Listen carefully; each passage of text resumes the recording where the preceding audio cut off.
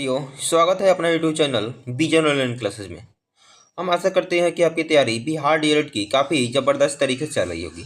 चलिए, आज का ये साइंस का प्रैक्टिस सेट 10 होगा। इसके पहले हम 9 प्रैक्टिस सेट करा चुके हैं, जो चैनल के प्ले लिस्ट में होगा, बिहार डीएलएड के नाम से प्ले लिस्ट होगा, वहाँ से जाकर आप वीडियो को देख सकते हैं। काफ़ी मस्ट इंपॉर्टेंट प्रैक्टिस सेट कराए हैं, पढ़े वहीं जो एग्जाम में वो पूछा जा रहा है। तो चलिए, आज के सेशन को स्टार्ट करने से पहले अगर आप मेरे चैनल को सब्सक्राइब नहीं किए हैं तो प्लीज़ चैनल को जरूर सब्सक्राइब कर लीजिएगा। ऐसे ही डेली वीडियो देखने के लिए सुबह 7 बजे हम क्या करते हैं, तो साइंस का प्रैक्टिस सेट चला रहे हैं। तो चलिए, क्वेश्चन की तरफ बढ़ते हैं, देखते हैं क्वेश्चन क्या कह रहा है। पहला नंबर क्वेश्चन कह रहा है, अदरक का कौन सा भाग खाया जाता है। जो अदरक यानी आदि होता है, उसका कौन सा भाग हम लोग खाते हैं। तो तना, पत्ती, फल की जड़। तो चलिए, क्वेश्चन नंबर 1 का आंसर लगे फटाफट। क्या होगा इस क्वेश्चन का सही जवाब? अदरक का कौन सा भाग खाया जाता है। और अपने स्कोर बताइएगा, लास्ट में आपका स्कोर 20 में से कितना स्कोर आया है। तो चलिए, एक एक का आंसर लगाइए फटाफट। क्या होने वाला इस क्वेश्चन का सही जवाब? तो चलिए, इस क्वेश्चन का सही जवाब होने वाला है option number A is correct हो जाएगा, नहीं ताना खाया जाता है। तो अदरक का कौन सा भाग खाया जाता है, तो ताना खाया जाता है। ए इज करेक्ट हो जाएगा। आगे बढ़ते हैं क्वेश्चन नंबर 2 की तरफ। क्वेश्चन नंबर 2 कह रहा है, वातावरण में सबसे प्रमुख गैस कौन सी होती है। यानी सबसे महत्वपूर्ण गैस, प्रमुख गैस कौन सी होती है। नाइट्रोजन होती है, कार्बन डाइऑक्साइड होती है, हाइड्रोजन होती है कि ऑक्सीजन होती है। तो चलिए, क्वेश्चन नंबर 2 का आंसर लगाइए फटाफट। क्या होगा इस क्वेश्चन का सही जवाब? मस्ट वी क्वेश्चन है। ऐसे ही डेली वीडियो देखने के लिए आप मेरे चैनल को जरूर से सब्सक्राइब कर लीजिएगा। ऐसे ही डेली वीडियो हम सुबह 7 बजे क्या करते हैं, तो साइंस का, और 5 बजे क्या करते हैं, तो सामाजिक विज्ञान का, और 7:30 बजे क्या करते हैं, तो हिंदी का प्रैक्टिस सेट जबरदस्त तरीके से चला रहे हैं, पढ़े वहीं जो एग्जाम में पूछा जा रहा है। तो चलिए, क्वेश्चन नंबर 2 का आंसर लगाइए फटाफट। क्या होगा इस क्वेश्चन का सही जवाब? तो चलिए, इस क्वेश्चन का सही जवाब होने वाला है option number A is correct हो जाएगा, यानी नाइट्रोजन। सबसे प्रमुख गैस कौन सी होती है, तो नाइट्रोजन होती है। इस नाइट्रोजन गैस होती है 78% क्या होती है, तो नाइट्रोजन गैस होती है। ठीक है, चलिए आगे बढ़ते हैं। इस क्वेश्चन का सही जवाब ए इज करेक्ट हो जाएगा, नहीं नाइट्रोजन होती है। कितने परसेंट होती है, तो 78% होती है। वातावरण में सबसे प्रमुख गैस कौन सी होती है, तो नाइट्रोजन 78% होती है। आगे बढ़ते हैं, क्वेश्चन नंबर 3 देख लेते हैं। क्वेश्चन नंबर 3 कह रहा है, स्टेनलेस स्टील बनाने में लोहे के साथ कौन सी धातु मिलाई जाती है। तो स्टेनलेस स्टील बनाने में लोहे के साथ कौन सी धातु मिलाई जाती है। जस्ता मिलाई जाती है, निकेल मिलाई जाती है, मैंगनीज की टीन। तो चलिए, क्वेश्चन नंबर 3 का आंसर लगाइए। क्वेश्चन का सही जवाब क्या होने वाला है? तो चलिए, क्वेश्चन नंबर 3 का आंसर होने वाला है option number B is correct हो जाएगा, निकेल मिलाई जाती है। क्या मिलाई जाती है, स्टेनलेस लेंस स्टील बनाने में लोहे के साथ कौन सी धातु मिलाई जाती है, तो निकेल धातु मिलाई जाती है। वी इज करेक्ट हो जाएगा। निकेल कितने परसेंट होती है, तो 8% होती है। लोहा कितना परसेंट होता है, अगर लोहा कितना परसेंट होता है, तो 73% होता है। और क्रोमियम कितना परसेंट होता है, तो 18% होता है। ये भी लिख लीजिएगा। तो चलिए, इस क्वेश्चन का सही जवाब हो जाएगा option number B is correct हो जाएगा, निकेल हो जाएगा। आगे बढ़ते हैं क्वेश्चन नंबर 4 की तरफ। क्वेश्चन नंबर 4 का है, निम्नलिखित में से ऊष्मा का सबसे अच्छा सुचालक कौन सा है। तो ऊष्मा का सबसे अच्छा सुचालक कौन सा है, तो ठंडा पानी, समुद्र का पानी, गर्म पानी कि अस्तीन पानी, आश्विस्त पानी। चलिए, क्वेश्चन नंबर 4 कैंसिल करिए फटाफट। ऊष्मा का सबसे आसान सुचालक कौन सा है। तो चलिए, इस क्वेश्चन का सही जवाब होने वाला है option number B is correct हो जाएगा, यानी समुद्र का पानी ऊष्मा का सबसे अच्छा सुचालक होता है, यानी वी इज करेक्ट हो जाएगा। आगे बढ़ते हैं, क्वेश्चन नंबर 5 से देख लेते हैं। क्वेश्चन नंबर 5 कह रहा है, प्रोड्यूसर गैस क्या है। तो प्रोड्यूसर गैस क्या होता है, CO+N2 होता है कि CO+H2 होता है, कि CH4 होता है कि CO2 होता है। तो प्रोड्यूसर गैस क्या होता है आपको बताना है। तो चलिए, इस क्वेश्चन का सही जवाब होने वाला है option number A is correct हो, यानी CO+N2 होता है। प्रोड्यूसर गैस क्या होता है, तो CO+N2 होता है, यानी ए इज करेक्ट हो जाएगा। इसको क्या बोलते हैं, प्रोड्यूसर गैस को वायु अंगार गैस भी के नाम से भी जाना जाता है। चलिए, आगे बढ़ते हैं क्वेश्चन नंबर 6 की तरफ। क्वेश्चन नंबर 6 कह रहा है, एलपीजी में कौन सा गंधीय पदार्थ प्रयोग होता है? जो एलपीजी नहीं महकता है उसमें कौन सा गैस पदार्थ का उपयोग किया जाता है जिससे वह महकता है? तो चलिए क्वेश्चन नंबर छठा कैंसिल लगाइए फटाफट। क्या होगा इस क्वेश्चन का सही जवाब? अगर वीडियो अच्छा लग रहा है तो वीडियो को लाइक शेयर कमेंट कर दीजिएगा और चैनल पे पहली बार आए हैं तो चैनल को सब्सक्राइब कर बेल आइकन को जरूर प्रेस कर लीजिएगा। तो चलिए क्वेश्चन नंबर छठा कैंसिल होने वाला है। Option number A is correct हो जाएगा, यानी एथिल मरके कैप्टन हो जाएगा। एथिल मरकेप्टेन हो जाएगा। ए इज करेक्ट हो जाएगा। एथिल जो पदार्थ होता है इसी के चलते एलपीजी जो महकता है, इसी के चलते महकता है, एथिल मरकेप्टन के चलते। आगे बढ़ते हैं क्वेश्चन नंबर 7 की तरफ। क्वेश्चन नंबर 7 कह रहे हैं बिजली लैंप का तंतु बना होता है। तो बिजली लैंप का तंतु किससे बना होता है? एल्युमिनियम से बना होता है, टंगस्टन से बना होता है, चांदी का बना होता है कि लोहे का बना होता है? तो चलिए क्वेश्चन नंबर 7 कैंसिल लगाइए फटाफट। क्या होगा इस क्वेश्चन का सही जवाब?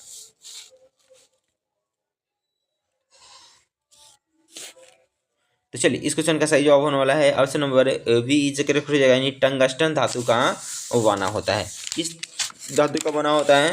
तो टंगस्टन धातु का बना होता है। वी इज करेक्ट हो जाएगा इस क्वेश्चन का ये सही जवाब। बिजली का जो लैंप का तंतु टंगस्टन का बना होता है क्योंकि इसका गलनांक कितना होता है? 3140 डिग्री सेल्सियस ऊंच गलनांक होता है। कितना होता है? तो 3140 डिग्री सेल्सियस ऊंच होता है इसका गलनांक, यानी वी इज करेक्ट हो जाएगा।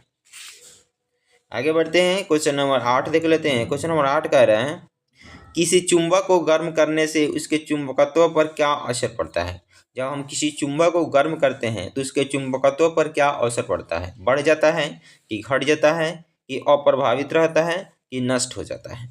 तो चलिए क्वेश्चन नंबर 8 कैंसिल करिए फटाफट। क्या होगा इस क्वेश्चन का सही जवाब? तो चलिए इस क्वेश्चन का सही जवाब होने वाला है option number D is correct हो जाएगा, नष्ट हो जाता है। क्या हो जाता है? तो नष्ट हो जाता है। चलिए आगे बढ़ते हैं क्वेश्चन नंबर 9 की तरफ। क्वेश्चन नंबर 9 बोल रहा है निम्नलिखित में से कौन सा संश्लेषित डिटर्जेंट है? तो कौन सा संश्लेषित डिटर्जेंट है? सोडियम बाइकार्बोनेट की ब्लीचिंग पाउडर, सोडियम ओलेट की सोडियम एन डोडेसिल सल्फेट? तो चलिए क्वेश्चन नंबर 9 कैंसिल लगाइए। क्या होगा इस क्वेश्चन का सही जवाब?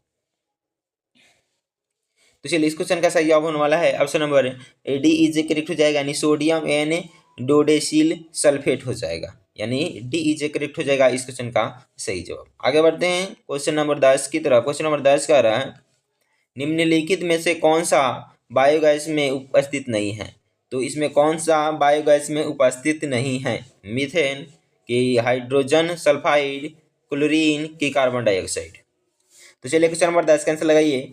और अगर आप भी चाहते हैं कि मेरा भी सपना एक सरकारी कॉलेज हो बिहार डीएलएड में, तो हम जितने भी प्रैक्टिस सेट कराए हैं उतना प्रैक्टिस सेट आप जरूर 2 से 3 बार रिवीजन कर लीजिएगा और 65 नंबर अपना कंप्लीट कर लीजिएगा।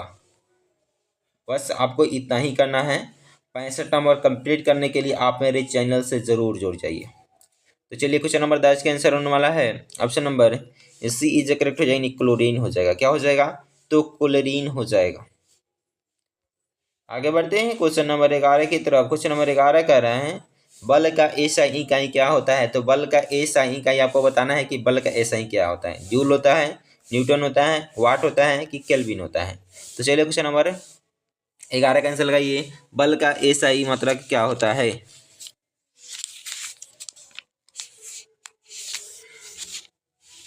तो चलिए क्वेश्चन नंबर 11 का आंसर होने वाला है option number B is correct हो जाएगा, न्यूटन होता है। तो बल का एसआई इकाई क्या होता है?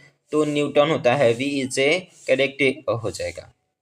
आगे बढ़ते हैं क्वेश्चन नंबर 12 की तरफ। क्वेश्चन नंबर 12 कह रहे हैं निम्नलिखित में कौन सा रॉकेट प्रोपेलेट की तरह तरह से प्रयोग नहीं होता है? तो ऐसा कौन सा रॉकेट रॉकेट प्रोपेलेट की तरह प्रयोग नहीं होता है?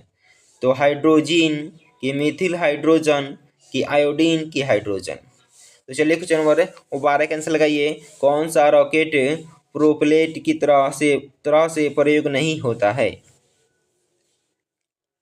तो चलिए इस क्वेश्चन का सही जवाब होने वाला है option number C is correct हो जाएगा, यानी आयोडीन नहीं होता है। क्या होता है? तो आयोडीन होता है। आगे बढ़ते हैं क्वेश्चन नंबर 13 की तरफ। क्वेश्चन नंबर 13 कह रहा है निम्नलिखित में से कौन प्राकृतिक रबर के वल्केनाइजेशन में प्रयोग किया जाता है। तो कौन प्राकृतिक रबर के वल्केनाइजेशन में प्रयोग किया जाता है। SO2 CS2S किसी। तो चलिए क्वेश्चन नंबर 13 का आंसर लगाइए, क्या होगा इस क्वेश्चन का सही जवाब। तो चलिए इस क्वेश्चन का सही जवाब होने वाला है option number C is correct यानी एस होता है। तो प्राकृतिक रबर वल्केनाइजेशन में प्रयोग किया जाता है क्या, तो एस। आपको बता दें एस मतलब क्या होता है, तो सल्फर होता है। एस मतलब क्या होता है, तो सल्फर होता है। ये भी याद कर लीजिए क्या होता है, एस मतलब क्या होता है, तो सल्फर होता है। प्राकृतिक रबर में सल्फर मिश्रण करने की प्रक्रिया वल्कनीकरण कहलाती है। क्या कहलाती है, तो वल्कीकरण कहलाती है, क्योंकि रबर में सल्फर मिलाने से वे अधिक टिकाऊ पदार्थ में बदल जाते हैं। इस मतलब क्या होता है, तो सल्फर होता है। तो सल्फर मिलाने से रबर में क्या हो जाता है, अधिक टिकाऊ हो जाता है। यानी सी इज करेक्ट हो जाएगा इस क्वेश्चन का सही जवाब। आगे बढ़ते हैं क्वेश्चन नंबर 14 की तरफ। क्वेश्चन नंबर 14 कह रहा है बाह्य अंतरिक्ष में अस्थायी रूप से स्थिर दूरदर्शी का नाम है। तो बाह्य अंतरिक्ष में अस्थायी रूप से स्थिर दूरदर्शी का नाम क्या है। तो चलिए क्वेश्चन नंबर 14 का आंसर लगाइए, क्या होगा इस क्वेश्चन का सही जवाब।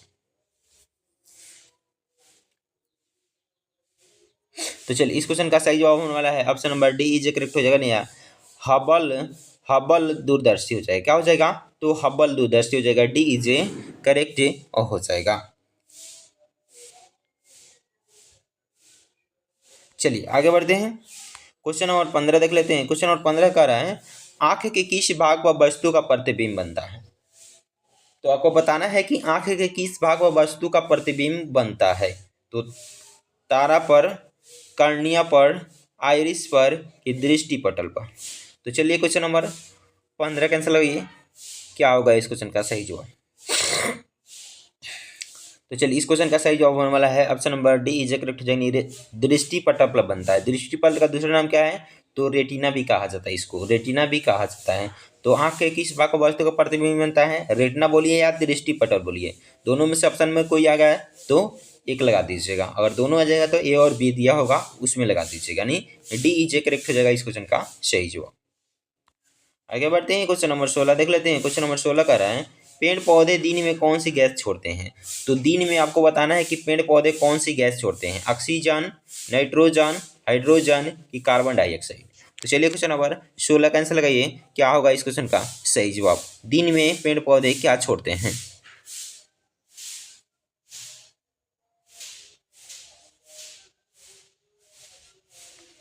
तो चलिए इस क्वेश्चन का सही जवाब होने वाला है option number A is correct हो जाएगा, यानी ऑक्सीजन छोड़ते हैं। क्या आपको छोड़ते हैं, तो पेड़ पौधे दिन में कौन सी गैस छोड़ती है, तो ऑक्सीजन। ए इज करेक्ट हो जाएगा। आगे बढ़ते हैं क्वेश्चन नंबर 17 की तरफ। क्वेश्चन नंबर 17 कह रहा है कास्टिक सोडा का रासायनिक नाम क्या है। तो कास्टिक सोडा का रासायनिक नाम आपको बताना है कि कास्टिक सोडा का रासायनिक नाम क्या है। तो sodium chloride, sodium carbonate, sodium hydroxide कि सोडियम नाइट्रेट। तो चलिए क्वेश्चन नंबर 17 का आंसर लगाइए।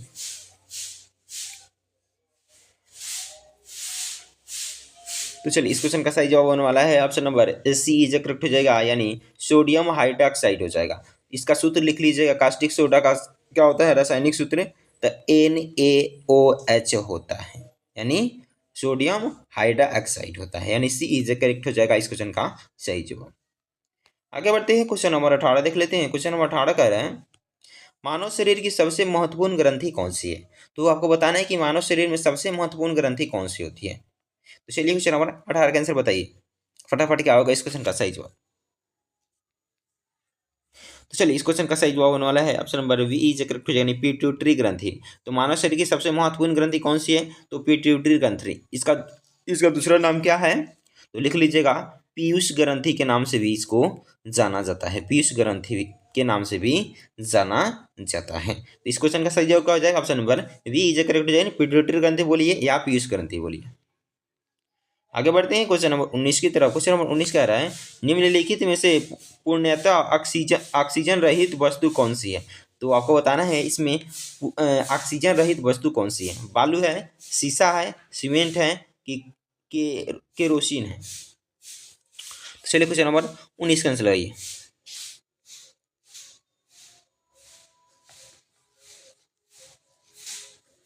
तो चलिए इस क्वेश्चन का सही जवाब होने वाला है option number C is correct हो जाएगा, यानी सीमेंट हो जाएगा। क्या हो जाएगा? तो बालू, शीशा और सीमेंट में ऑक्सीजन उपस्थित है, जबकि क्रोसिन कार्बन और हाइड्रोजन के यौगिक हाइड्रोकार्बन का मिश्रण होता है। इस क्वेश्चन का सही जवाब क्या हो जाएगा? तो option number C is correct हो जाएगा। अगर आगे बढ़ने से अगर वीडियो आपको अच्छा लग रहा है तो वीडियो को लाइक शेयर कमेंट कर दीजिएगा, और चैनल पे पहली बार आए हैं तो चैनल को सब्सक्राइब कर बेल आइकन को ज़रूर प्रेस कर लीजिएगा। सॉरी, इस क्वेश्चन का सही जवाब होने वाला है, गलती हो गया, option number D is correct हो जाएगा, यानी क्रोसिन हो जाएगा। क्रोसिन हो जाएगा, डी इज करेक्ट हो जाएगा। बाकी समय बालू, शीशा, सीमेंट में क्या है? तो ऑक्सीजन रहित वस्तु है, लेकिन इसमें क्या है? तो नहीं है, क्रोसिन हो जाएगा। इस क्वेश्चन का सही जवाब क्या हो जाएगा? Option number D is correct हो जाएगा। आगे बढ़ते हैं, क्वेश्चन नंबर 20 है निम्नलिखित में से कौन सा धोबिया सोडा का सही सूत्र होता है। तो धोबिया सोडा का सही सूत्र को बताना है कौन सा होता है। तो चलिए इस क्वेश्चन का सही जवाब होने वाला है option number B is correct हो जाएगा, यानी Na2CO3 इंटू 10H2O होता है। धोबिया सोडा का रासायनिक सूत्र क्या होता है? तो Na2CO3 इंटू 10H2O होता है। वी इज करेक्ट हो जाएगा। चलिए आज के लिए इतना ही था, फिर मिलते हैं अगले वीडियो में। अगर वीडियो आपको अच्छा लगा हो तो वीडियो को लाइक शेयर कमेंट कर दीजिएगा, और चैनल पर पहली बार आए हैं तो चैनल को सब्सक्राइब कर बेल आइकन को जरूर प्रेस कर लीजिएगा। ऐसे ही डेली वीडियो सुनने सुबह 7 बजे। चलिए फिर मिलते हैं अगले वीडियो में।